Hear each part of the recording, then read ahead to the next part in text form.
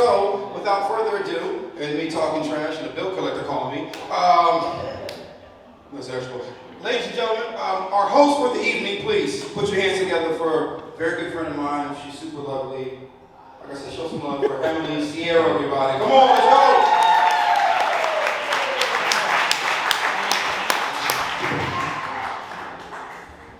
Give it up for Rob, everybody! Yeah!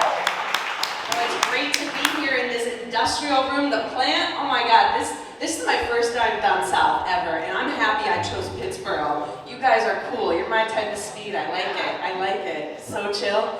I have a question though. Why do you name your liquor stores the ABC store? That makes no sense. Up north where I'm from, it's the package store, because we come out with a discreet package. We hide our secrets in it. But I saw the ABC store, I'm like, cool, do I get children's books there? Like, I'll pop in for my nephew. I go in, it's just like Natty Ice and Southern Comfort. I'm like, what's going on? Oh man, and the plant, this place is sick. I knew I was at a hippie compound when I drove by. Really, it's just a place for hippies, right? Yes, exactly. That's what I figured.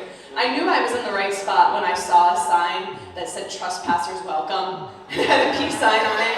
Like, everyone's welcome here as long as you have hemp. I'm surprised that there's not a room here that's called the Den, where we just hotbox the shit out of it and everybody's smoking. Just bring whatever type you like to smoke. You're welcome. You can come in. So I think we're all stoners, right? Some of us? Yes, cool. That's why I wore this drug rug for you guys. I was gonna try to dress fancy, but I was like, Emily, you're going to a hemp compound. What are you doing? I could show up barefoot with armpit hair down to my waist. Maybe braid it, I'd fit right in. Really though, you guys should see my leg hair. I might braid that later. It is long. Up north, we need that extra layer. It gets so cold, okay? It gets so cold. And I don't have a boyfriend to keep me warm, so that's why I don't shave. Really. It's so, oh, I know, it's rough. Thank you. Thank you. Holidays alone. Thanks for the sympathy laugh. Now you have to buy me a gift. It smells like chlamydia. Like, it's nasty. It's nasty. But I am learning a lot with the online dating. I'm learning a lot of new terms. One guy messaged me and he was like, hey girl, do you like the BBC? I was like, oh my God, he thinks I'm so smart. He thinks I watch the British broadcast channel. I knew that picture with the glasses worked.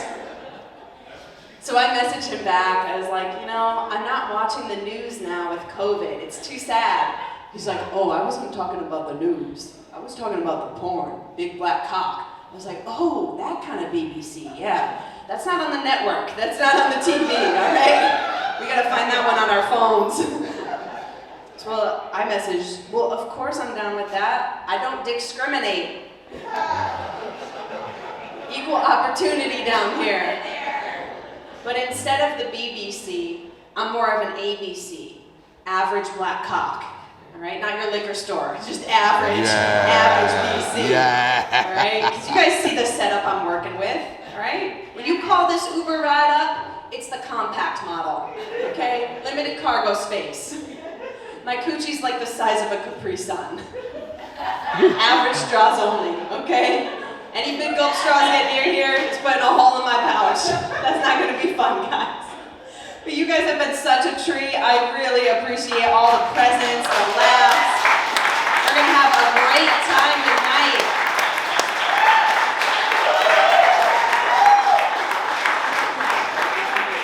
If you guys are on Instagram, you can find me at Emily SIERO. Take some stories and tag me. I'll share them with all my friends. It's going to be so fun. So we're going to keep this energy going, everybody. Coming to the stage, I want you to give it up. This guy has been dominating the comedy scene. He's originally from Massachusetts, producing shows all over. I want you to put your hands together for Joey Buddha, everybody. Joey. What's going on, Pittsboro? All right, so I'm from the hood. And in my hood, there are two houses, both alike in dignity in fair Verona, where we lay our scene. From ancient grudge breed to new mutiny, and where civil blood makes civil hands unclean. from forth the fatal loins of these two foes, a pair of star-crossed lovers take their life. Gentlemen, be honest. Who in here likes to fucking be small spoon? Tell me right now. Nobody, yeah, there we go. There we go. I just said the Shakespeare shit so you know I'm smart. I'm more than a pretty face, right? I love to be small spoon. I love to feel beautiful. But I can't tell my girl, I can't bring myself to say, baby, small spoon me. It's so emasculating. So I say, baby, jetpack me.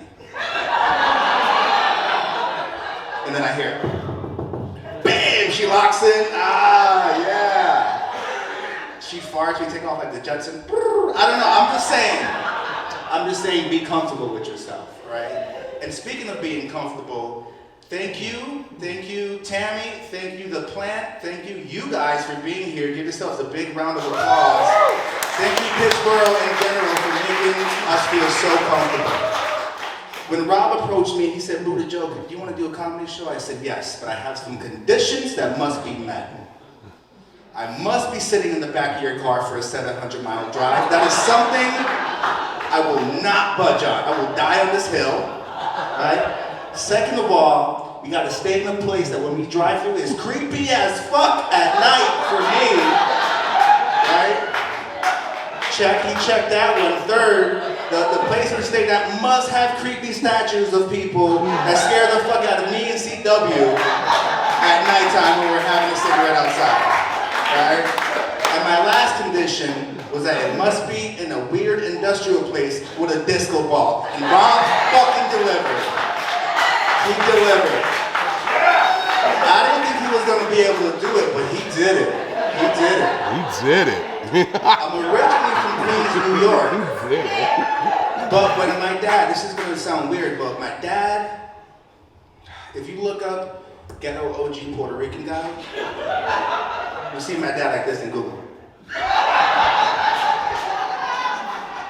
Those are his mugshots, right? My dad was on the run from the cops when I was a kid, so we had to move to a place where he had family. A beautiful place called Asheville, North Carolina, in the Blue Ridge Mountains. So I went from the inner city to what the fuck, right? My first day home, walking from school, some guys on the porch waving at me, screaming, hey! In New York, that means fucking put them up or run. I yelled, what? He was like, oh, hey. I was like, what the fuck? Hey! He was just saying hi. He was just... Hey. Wow, there's a lot of people here. All right, good to be here. How's the show been? Good. Awesome. Glad to hear. I'll be honest. I'm not having a great week. I'm in a bit of a funky mood. I got dismissed from my program at university. I got a message that said, because my GPA wasn't high, whatever that means. I got a message that said, based on your academic standing, you don't fit the requirement of the program. You've been dismissed. Good luck on your future endeavors. And I was like, reading that, and I was thinking, over text. Like, come on, grow up. At least a call, Jenny from admissions. Weird. I identify as a buffalo chicken wing, just totally drenched in ranch. I say that because I have Latin parents. And based off of appearance, you're like, oh yeah, white. But then you take a little bite and you're like, oh, there's some spice there. Yeah, you know. But yeah, that is true. Both of my parents are Latin American. My dad, he's Colombian, Puerto Rican, and out of the picture. Not a joke. My mom, she moved here from Ecuador. She moved here at like 23 years old. Didn't speak any English, learned the language, but my grandma doesn't speak any English, and she's been here for a few years. And but I can speak to her in Spanish, so it's all cool. And one thing I always remember her saying growing up is Dios te pague, which translates to God will pay you. That's all cute and all, but not when she's writing it on my birthday cards and shit. I'm like, come on, Grandma, I can't deposit this check. This Dios te pague check. Growing up, I ate a lot of Latin food. Growing up in a Latin household. A lot as in like quantity. I was a very overweight kid. I was very overweight. I knew that because at school they would tell me. And I'll never forget me and my friends were in the lunchroom, we were cutting it up, talking about what superpower we want. Little fat me's like, I want to fly. And just as I'm saying this, the gym teacher's walking by, he hears what I say. He pauses, turns and says, how about we focus on running first? And I was like, don't you have some jump ropes you need to go untangle or something? Because that's all gym teachers do all day, just untangling the jump ropes you guys fucked up in the 6th grade. Oh man. And I couldn't say much back to him because on my lunch tray was all the leftover pizza crust of all my friends who didn't want their pizza crust. But like they would always make fun of me for being overweight, for having boobs. But you know who got to play with these boobs after school? My best friend Darren, who lived across the street. Yeah. New England, everybody. We're gonna have a great time with him here. Put those hands together for C.W. Davis.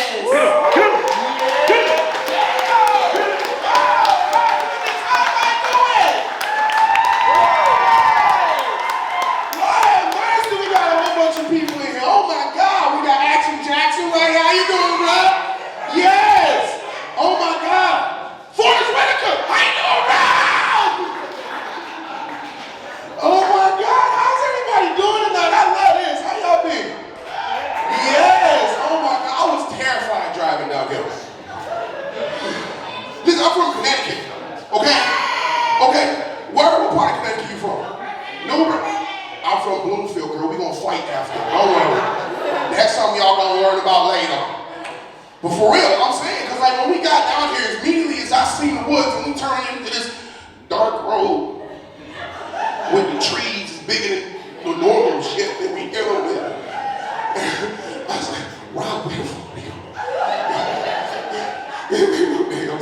And then like Moody Joe said, we hit this one statue and standing there looking at it like this.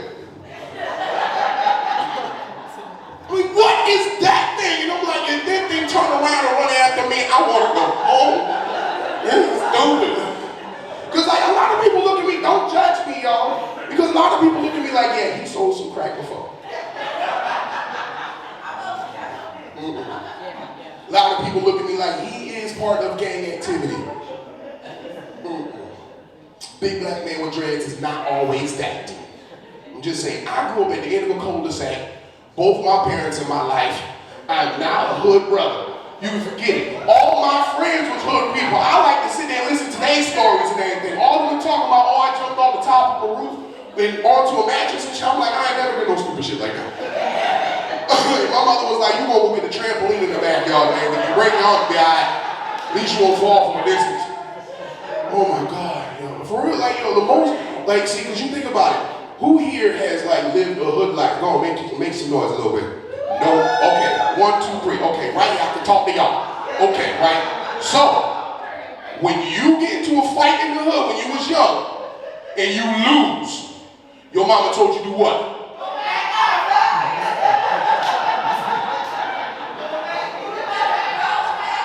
Y'all the most gangsters people in here right now. I ain't never did nothing like that. They took me to karate class. 1, 2, 3, 4, 5, breathe. That's what I was. That's my upcoming. You hear me? I ain't lying and stuff like that. For real, people love to judge me and everything. So you know what? It was cool because I had this one girl judge me for the right thing though, but she was like on crack. For real, because she walked into the gas station, I walked to the gas station at the same time, because like the gas station had 2 doors on both sides and came in, and I'm like, I'm just checking my phone. She goes, oh!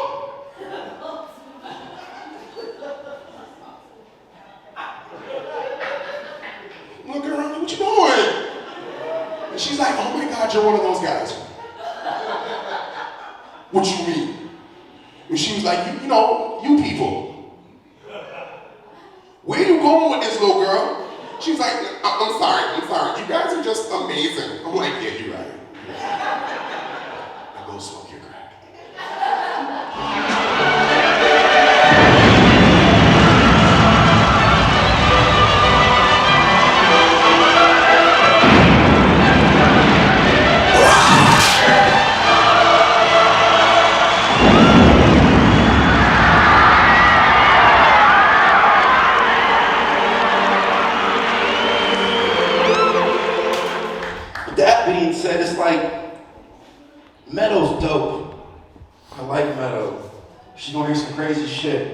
And like the reason why I said it, because I have a 9, can you guys hear me back there? I have a 9-year-old little girl. Her name is Brooklyn. Yes. I named her Brooklyn so she can't get a job when she gets older. She's like, you know, they'll be like, oh my, Brooklyn Santos? Get out of here. Not an ABC mark, bitch. Get out of here. Whatever that shit is. The name was something about. Maybe at Hardee's. No, I named her Brooklyn because we just only named her mother and I can agree on, really. I named her. My daughter goes to a predominantly white school. We live out in Connecticut. All Connecticut ain't white, but it's super white. Like, y'all think y'all white. Y'all not white. The people in Connecticut are so white that they make y'all look like niggas. I'm being real. They manufacture those motherfuckers, man, and then they come down here and they're like, oh, there's a different kind of white. All right, it's not the same. Hold on, let me drink out of my Mark Hewitt real quick. Yeah. Yes. No, my daughter goes to a predominantly white school. See, my daughter's part of a program that buses young kids from the urban areas into the white wooded areas where the schools have better curriculum because the parents, or the teachers rather, actually pay attention to the kids. So my daughter goes to a place where the white people actually like her. I know that sounds weird, but I say that to say this. I grew up thinking that all white people were authority figures until I was age 13. And by the time I figured out that they weren't, it was too fucking late. They got me. They fucking got me. You know what I'm saying? It's like, shit. I'm in their trap. I'm done forever, Dave.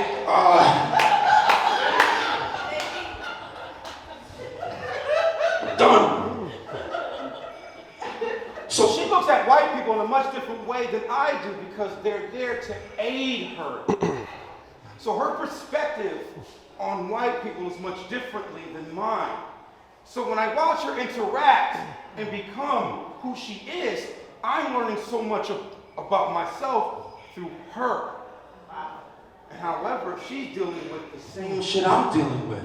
Identity issues. Because she has this understanding about being in this space and being around these types of people, she understands that she's a different color. She came home one day and she's like, Daddy, why is it so hard to be a human?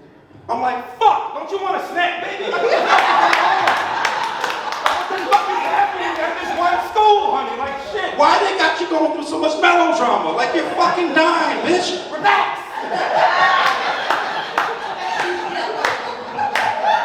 It gets worse than this, okay, honey? I don't want to tell you. He's like, what the fuck? And I'm like, you 9 years old asking me this question, and I had no idea. I'm not really that good at being one. And I'm a man on top of that. Oh my God, you know how shitty I am? Oh!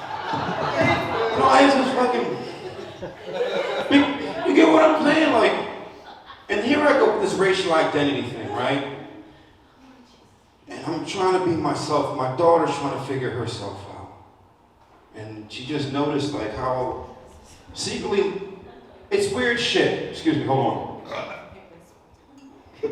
Secretly, if you don't know this about little black girls, want to be like little white girls. And little white girls want to be like little black girls. It's a very weird thing. And little white boys, fuck them. Because you know what they grew up to be. Except for like Mark and Dave and Ash and everyone else that's in here. You know what I'm saying? Like, guys are great. There's a robot, all that shit. But you know the issue I didn't have issues with other white people. Like, you guys like me because I almost look like you until this comes out. And so they were very nice to me. The bullshit that I got was from my own people. They would always, so when shit went down, it was cool. But if something happened that they didn't like, and I was there and a part of it, they would tell me I was not that black. I'm like, fuck, thank you, I'm not even a person now. It's like, shit, there's white people, there's black people, and I'm like, way down here. I'm like, damn, I'm with the Mexicans, okay? And I know that's harsh, but it's true. no, it's like But how am I supposed to fucking feel, man? And you know the crazy shit is that they tell me I'm not that black. You're not that black. You're not that black. But you know what happens to these guys that tell me I'm not that black, that are these dark-skinned black dudes? You know what happens? They end up Messing with white women. And you know what happens when they mess with these white women? They have kids. And you know what their kids look like? Me! Hey, you know what I'm saying? It's just like, Yo! Seriously, guess who's coming home for Thanksgiving? This guy! Get the chicken casserole ready because I'm coming! Look, I know it's some weird shit to hear, but it's the truth. That's the life that I lived. I spent so much of my time trying to navigate, trying to find a way to code switch everywhere I went. It was so bad that it wasn't about my hair. Like my daughters, one of my little white boys, God bless them. Little white boys they made fun of my daughter, oh my God. So, and she continues to go through school. She asked me a question. She's like, Dad, why is it that my hair goes up and everyone else's hair goes down? I'm like, I don't know, honey, racism. What do you want me to tell you? I don't know, I didn't have an answer. And I felt so bad because I wanted to tell her the truth, and she was just like, well, yes, because these two little white boys, they were making fun of me because my hair came out. And I was like, so what did you say? She's like, I didn't know what to say, Daddy. I felt embarrassed. And I was like, well, honey, it's okay to be embarrassed. It's okay to feel like you're weak. But you don't have to behave like you're weak. You can tell them how you feel. She's like, yeah, Daddy, what should I say? You should have said that you'll fucking kill him. I don't know. That's my baby. I love her. You get what I'm saying? Like, she's precious. I love her. Like, look at this. You see this shit right here? This isn't an effort. This is a situation. This is stress. You know how bad I get? Someone actually told me, like, hey, you look like the Statue of Liberty on crack cocaine. what the fuck does that mean? And I'm so uncomfortable with myself that I went home and tried to be like I was the Statue of Liberty on crack. I was like this.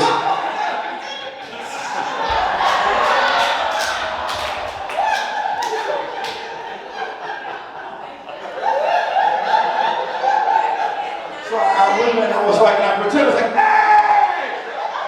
Hey, New Jersey! Hold on!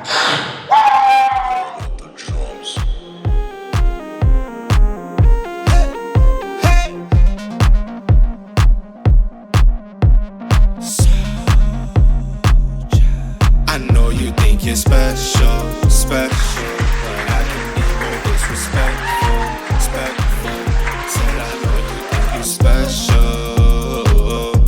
I know you think you're special. Feel the adrenaline. I've been sipping and this run's got me high. And I don't need a stunt cause I'm fly. And I know you feeling me, so don't lie, lie. See your eyes staring from your cup, but I'm still gonna ask what you got on this blunt. Think I'm sparking, shorty, you must be drunk.